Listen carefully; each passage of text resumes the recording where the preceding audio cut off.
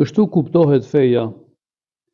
Një grua dëgjoi se Abdullah ibn Mesudi, Allahu qoftë i kënaqur nga ai, i mallkoi ato gra që e ndryshojnë natyrshmërinë e tyre të krijimit, si shkuljen e vetullave, ndarjen bezdambëve për zbukurim e tjerë. Gruaja u nis drejt tij ta pyese për këtë çështje dhe Ibn Mesudi u përgjigj: "E pse unë të mos i mallkoj ato gra, kur i dërguari i Allahut, lavdia dhe paqja e Allahut qofshin mbi ta, i mallkoi ato dhe po ashtu kjo ndalesë është në librin e Allahut."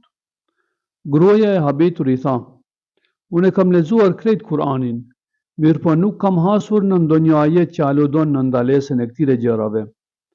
Këtu u paraqit urtësia e një dietari të mençur, i cili e kupton fen shumë mirë dhe i tha: "A nuk e lexova ajetin, çfarëdo që t'ju jap i dërguari, merreni ata, e çfarëdo që t'ju ndaloj, hiqni dorë prej saj."